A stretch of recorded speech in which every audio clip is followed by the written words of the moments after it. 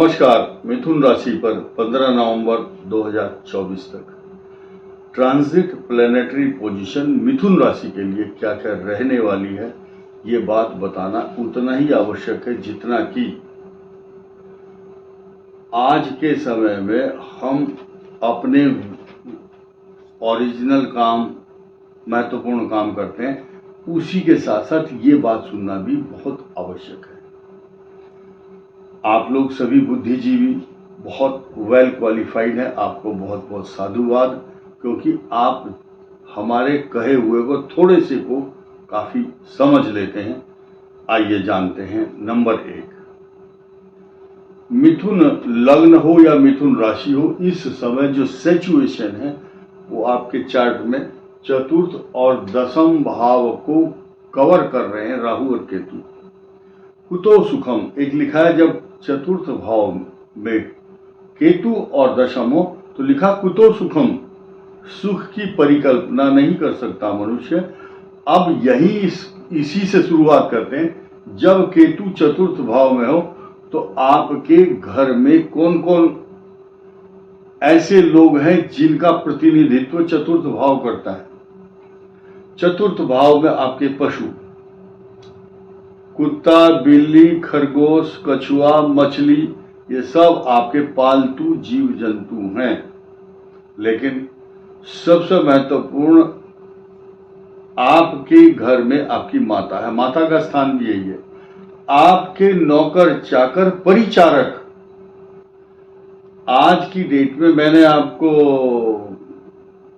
नई जानकारी दूंगा, बहुत लोग नहीं समझते होंगे। जब मनुष्य कहीं भर्ती होता है हॉस्पिटल में, जो डॉक्टर और नर्स मिलती हैं, उनका स्थान देखना हो तो भी चतुर्थ भाव देखा जाएगा। कई बार नर्स और डॉक्टर अच्छे नहीं होते, अच्छा व्यवहार नहीं करते। कब? जब यहां पर मंगल और केतु की स्थिति हो। आपके घर में आपने कोई नर्स रखी हुई है, फिजियोथेरापी के लिए आती है या दवाई देती है या कोई मशीन से सिकाई वगैरह करते हैं, तो उसका जो बिहेवियर पैटर्न होगा वो भी अच्छा नहीं होगा। ये चतुर्थ भाव का फल है। अब दशम भाव का लीजिए। कॉन्ट्रेक्चुअल बेस पर नौकरी कर रहा है व्यक्ति, वहां रोज धमकी मिलती है, अन्यथा वो व्यक्ति अपने मन में सोचता है कि मैं इस नौकरी को त्याग पत्र दूंगा, दूसरी नौकरी की कोशिश करता है। पिता अगर है तो उनके ब्लड प्रेशर या ऐसे रोग होते हैं जिनका डायग्नोस बहुत लेट होता है, पिता के लिए कष्टकारक। अब द्वादश भाव में मंगल और बृहस्पति की पोजीशन, यहां सप्तम भाव का लॉर्ड 12वें चला गया, लेकिन मंगल की दृष्टि यहां अष्टम मारक दृष्टि कही जाती है। अगर किसी की कुंडली में पहले से ही 7th हाउस इफेक्टेड है तो आज की डेट में मिथुन लगन, मिथुन राशि का जो मैरिज लाइफ वाला जो हाउस है, इसको पीड़ा पहुंचाने वाले ग्रह चल रहे हैं। बहुत सकारात्मक होकर चलना अच्छा है आपके लिए। कारण क्या है कि इस भाव को ना तो ये अच्छा फल दे रहा है और ना ये अच्छा फल देता है। इन दोनों के भी साइड इफेक्ट इस भाव को देखने को मिलेंगे। इसकी दृष्टि भी होगी। और शनि और सूर्य एवं शनि ये पिता पुत्र हैं, इनका इस समय षडाष्टक योग चल रहा है। एक दूसरे से 6ठे और 8वें पहले से ही बैर है। सूर्य शनि पिता पुत्र शत्रु है, लेकिन परस्पर मैत्री नहीं है। और ऐसी कंडीशन में जब षडाष्टक योग बनता है तो और भी ज्यादा खराब स्थिति मानी जाती है। प्लस पॉइंट को हम ढूंढने की कोशिश करते हैं, कहीं भी प्लस पॉइंट नहीं दिखाई देता। लेकिन अभी लक्ष्मी नारायण योग बुध और शुक्र के कारण कुछ समय के लिए आपके पराक्रम स्थान में बनेगा। ये प्लस पॉइंट क्यों है? क्योंकि आपकी राशि का स्वामी बुध सिंह राशि में 19 जुलाई से परिभ्रमण करते हुए शुक्र का संचरण भी होगा। शुक्र आपके यहाँ का पंचम का स्वामी है। तो ये प्लस पॉइंट क्यों है? क्योंकि इन दोनों की दृष्टि तीसरे भाव में बैठ करके शुक्र और बुध की सीधे भाग्य स्थान पर दृष्टि होगी।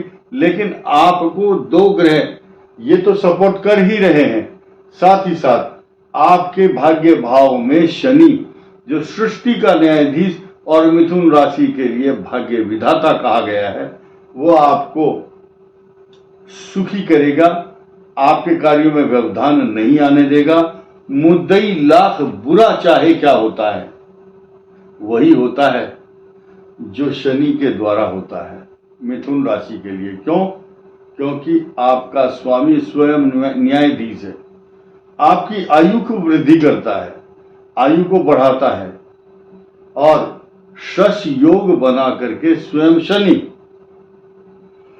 शनि खुद अपने आप में एक ऐसा ग्रह है, वो खुद अपने योग खुद बनाता है। उनका यहां अकेले बैठना ही काफी है।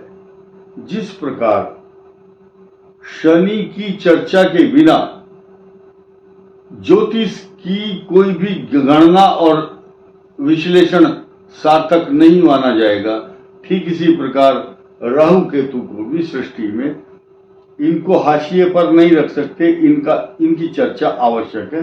यही कारण है कि ये दोनों ग्रह आपको अव्यवस्थित कर रहे हैं। कुछ मिथुन राशि मिथुन लगन वाले अपने मकान में बाथरूम में टाइल लगा रहे हैं, कुछ नए प्रोजेक्ट, कोई दीवार तोड़ करके दूसरी दीवार बना रहा है, कोई अलग नया प्रोजेक्ट शुरू कर रहा है।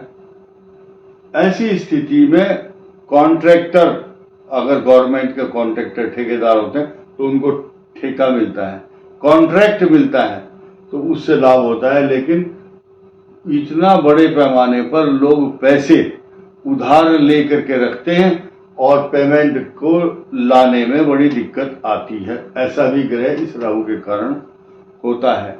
जन्म के समय में, जन्म लगन में अगर राहु यहां होता है तो ऐसा व्यक्ति बड़े बड़े मल्टी टैलेंटेड काम करता है। क्या? वो बड़े बड़े ठेके होते हैं उसके, चाय की पत्ती, रेक्सिन, शराब तथा बड़े बड़े कारोबार, ऐसे कारोबार, चमड़े के कारोबार। और मंगल, राहु और शनि क्या करता है, हम अपने वीडियो के माध्यम से ये शब्द कहना हमें अच्छा नहीं लगता, मरे हुए जानवरों के जो अंग हैं उनको बेचते हैं लोग, ऐसा भी ये दर्शाता है। बड़े बड़े होटल होते हैं, होटलों में वेजिटेरियन भोजन की बजाय नॉन वेज भोजन बनाते हैं, ये प्रतीक बनता है राहु।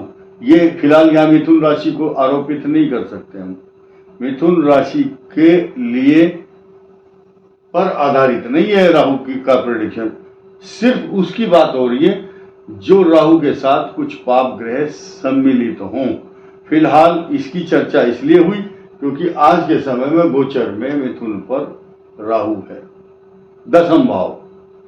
अब प्लस पॉइंट पर आते हैं कि मिथुन राशि के जब द्वितीय भाव में सूर्य है तो ये आपके धन कुटुंब वाणी स्थान को अलंकृत करते हैं। पराक्रम स्थान में आने पर मूल त्रिकोण राशि में आपके लिए कई प्रकार के अच्छे अवसर प्रदान करेंगे, आपके साहस को बढ़ाएंगे। और 26 अगस्त को यहां से मंगल उठ करके स्थान परिवर्तन करके मिथुन पर आ जाएंगे। ये आपके छठे और लाभ स्थान के स्वामी भी होंगे। उसके बाद सूर्य की जो परिक्रमा है 15 अगस्त से 15 सितंबर तक वो यहां पर होगी। उसके बाद फिर 15 सितंबर से 15 अक्टूबर यहां और 15 अक्टूबर से 15 नवंबर फिर ये वीडियो के द्वारा ये तारीख आ जाएगी। 15 नवंबर तक सूर्य यहाँ नीच राशि में आकर के आपके लिए ये कुछ कष्टकारक इसलिए होगा क्योंकि पंचम भाव में सूर्य का होना अच्छा परिणाम तो देता है, लेकिन नीच राशि में होना तथा जो और भी अन्य पाप ग्रहों के जो समीकरण हैं वो 1 महीने के लिए आपको बाधित करते हैं। नेत्र पीड़ा, अशांति, संतान के लिए कष्ट तथा व्यर्थ की जो बातें हैं जो आपको मन के अनुकूल और अनुरूप नहीं है, वो आपके लिए कष्टकारक होंगी 15 नवंबर तक। उसके बाद फिर 6ठे भाव में सूर्य आएंगे, उसके फल अलग से व्यक्त किए जाएंगे। इस वीडियो में इतना ही। धन्यवाद, नमस्कार।